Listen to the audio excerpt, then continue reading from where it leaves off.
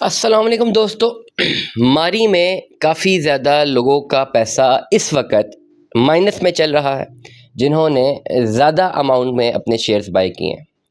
लेकिन मारी की तरफ इतना ध्यान रहा है, स्पेसिफ़िकली मेरा भी और बहुत सारे लोगों का भी, जिन्होंने इन्वेस्टमेंट की हुई थी, कि भाई पीएसओ को देखना भूल ही गए। मेरी बात बिल्कुल सच साबित हुई जो मैंने पहले बताई थी आज से कुछ दिनों पहले व्लॉग में। पेट्रोलियम सेक्टर जो पाकिस्तान का सेक्टर है, इसमें जो मूवमेंट है वो बहुत अनकंडीशनल मूवमेंट है, और इस सेक्टर को किसी सूरत आप एक लॉन्ग रन इन्वेस्टमेंट्स के लिए कंसिडर नहीं कर सकते अगर आप वॉच नहीं रख रहे। इस चीज़ को समझना है। लॉन्ग रन मैं हमेशा स्टॉक मार्केट में अपने एनालिसिस के बारे में बताता रहता हूँ, या मैं बताता हूँ कि कहाँ पे इन्वेस्टमेंट करनी चाहिए, और मैं लॉन्ग रन इन्वेस्टमेंट्स को ही तरजीह देता हूँ।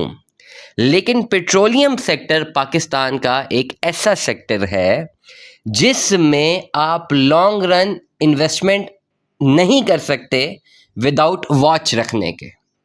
वॉच रखने से मेरी मुराद है कि लेट अस सपोज आपने किसी भी शेयर का जो है किसी भी स्टॉक का शेयर ख़रीद लिया और उसको भूल गए, 2 साल बाद जाके देखा तो उसमें आपको इंक्रीज़ नज़र आया, बेच दिया। लेकिन पेट्रोलियम सेक्टर को आप इस तरह नहीं छोड़ सकते। पेट्रोलियम सेक्टर में आपने लॉन्ग रन इन्वेस्टमेंट जब भी करनी हो, फिर भी आपको डेली वॉच रखना लाजमी है, क्योंकि जो ग्राफ की मूवमेंट है वो बहुत अनकंडीशनल मूवमेंट है। इनकी प्राइसेस की all time high, all time low, all time high, all time low, peak point और जो कैपिटल कैप पॉइंट होता है और लोअर पॉइंट होता है, इसमें बहुत बड़ा डिस्टेंस है अगर आप ग्राफ को प्रॉपरली जो है उसको पढ़ने की कोशिश करें। पेट्रोलियम सेक्टर में ही ऐसा क्यों है? मेरी जो अपनी ज़ाती राय है, जो मेरा ज़ाती एनालिसिस है, वो ये है भाई, क्योंकि म्यूचुअल फंड्स का जितना भी फेवरेट स्टॉक रहा है या म्यूचुअल फंड्स का जितना भी फेवरेट सेक्टर रहा है पाकिस्तान में, वो पेट्रोलियम सेक्टर ही रहा है। और इस बात पे कोई दो राय नहीं है कि ये पाकिस्तान का हायर इन डिमांड सेक्टर ना सिर्फ था बल्कि है और रहेगा। आप म्यूचुअल फंड्स का डाटा निकालें तो आपको हर म्यूचुअल फंड की मैक्सिमम इन्वेस्टमेंट आपको पेट्रोलियम सेक्टर में ही नज़र आएगी। और जो टॉप के म्यूचुअल फंड्स हैं, एक रफ एनालिसिस के मुताबिक 80% से ज़्यादा उनकी इन्वेस्टमेंट पेट्रोलियम सेक्टर में ही रहती है। और ये बथेरे म्यूचुअल फंड्स हैं जिनमें बैंकिंग सेक्टर्स भी इन्वॉल्व है, और बैंकिंग सेक्टर्स के अलावा जो दूसरे म्यूचुअल फंड्स हैं, शरिया कंप्लाइंट और नॉन शरिया कंप्लाइंट, इन सारों के पास अच्छा खासा फंड होता है, और ज़्यादातर इनकी इन्वेस्टमेंट पेट्रोलियम सेक्टर के ऊपर ही रहती है। और इस तरह की जब इन्वेस्टमेंट्स होती हैं तो हमें वैसा ही ग्राफ देखने को मिलता है जैसा हमें पिछले 2-3 महीनों से मारी का देखने को मिल रहा, पीएसओ को देखने का मिल रहा है, पीपीएल का देखने को मिल रहा है, ओजीडीसी का देखने को मिल रहा है, कि अचानक प्राइसेस ऊपर जाती हैं, अचानक फिर नीचे चली जाती हैं, फिर ऊपर जाती हैं, फिर नीचे चली जाती हैं।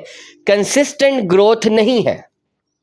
मैं अगर रिकॉल करूं अपना ज़माना, जब 9-10 में फ़र्स्ट टाइम मैंने ये ट्रेडिंग सीखी थी, और उस वक़्त ये ऑनलाइन एप्लीकेशन हमारे पास नहीं होती थी। ये आज से मैं 16 साल पहले की बात बता रहा हूँ, अप्रॉक्सीमेटली 14-15 साल पहले की तो है ही। आई डोंट नो मैं 10 में था या फर्स्ट ईयर में था, याद नहीं, लेकिन वो विजुअल्स मुझे याद हैं कि जब हम लोग ट्रेडिंग करते थे तो हमने सदर में और ब्लू एरिया में, उनका ये एक ब्रोकर थे जिनका सदर में भी ऑफिस था, ब्लू एरिया में भी ऑफिस था, उनका पीटीसीएल नंबर हमारे पास होता था, और हम टीवी पे या कंप्यूटर की जो डेस्कटॉप सिस्टम था उस पर बड़ी स्क्रीन पे हम देख रहे होते थे कि भाई हमने कौन सा शेयर लिया हुआ है, और जो हमने बेचना होता था हम फ़ौरन पीटीसीएल से कॉल करते थे, ब्रोकर के पीटीसीएल नंबर पे, और कहते थे ये इतने बेच दो, इतने ख़रीद लो, और वो हमारा रिकॉर्ड मेंटेन होता था।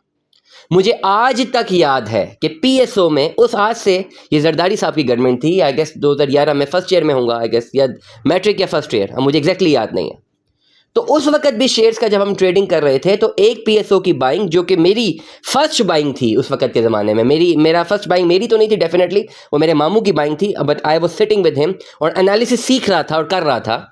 जब मैं मैट्रिक और फर्स्ट ईयर में था, मैं तब की बात कर रहा हूँ, तो तब पीएसओ का शेयर 290-91 रुपये का था, और मैंने कहा था मामू खरीदें, and he was very reluctant कि नहीं खरीदना, और उन्होंने फिर ख़रीद लिया और फिर वॉच पे बिठा दिया सबको, जी करें वॉच करें, अच्छे खासे शेयर ख़रीद लिए। अगले दिन शेयर थोड़ा सा नीचे था, पहले अगले दिन 305-307 की वैल्यू पे गया और उन्होंने बेच दिया। I still remember that point. और शाम तक वो शेयर 322-323 रुपए तक गया हुआ था। और फिर उसके बाद खैर उन्होंने उस PSO नहीं लिया। उस वक्त 2 स्टील मिल के शेयर्स थे, मुख्तलिफ शेयर्स और ज़्यादा थे, खैर उसकी डिटेल में नहीं जाते।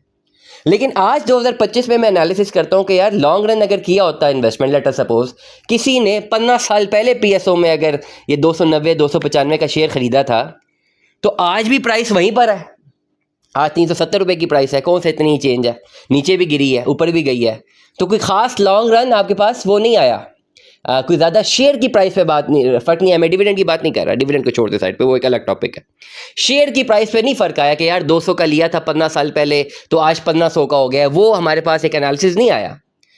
पेट्रोलियम सेक्टर है, वो तब भी उतनी प्राइसेस पर था, उसी तरह ऊपर जाता था नीचे जाता था आज से 15 साल पहले, और आज भी ये शेयर्स इसी तरह ऊपर जाते हैं और नीचे जाते हैं 15 साल बाद भी, क्योंकि ये पेट्रोलियम सेक्टर है और म्यूचुअल फंड्स की कंप्लीट नज़र इस सेक्टर के ऊपर है। ये म्यूचुअल फंड्स कलेक्टिवली अगर किसी स्टॉक में इन्वेस्टमेंट करेंगे वो डेफिनेटली स्टॉक ऊपर जाएगा, उससे पैसा निकालेंगे तो डेफिनेटली नीचे जाएगा। आपकी अगर इन्वेस्टमेंट पेट्रोलियम सेक्टर के ऊपर है तो भाई वॉच लाजमी रखनी है, 24/7 की वॉच है। मतलब ये कि हटा दें सारे भी, मैं खाली बात करूंगा ये जो जितने भी वर्किंग आवर्स हैं कि अगर 9 बजे मार्केट खुलती है 9 से 4:30 तक, तो फिर आपने वॉच रखनी है। अगर इन्वेस्टमेंट की हुई है सारे काम काज छोड़ के वॉच रखें, और हफ्ते के 5 दिन रखें।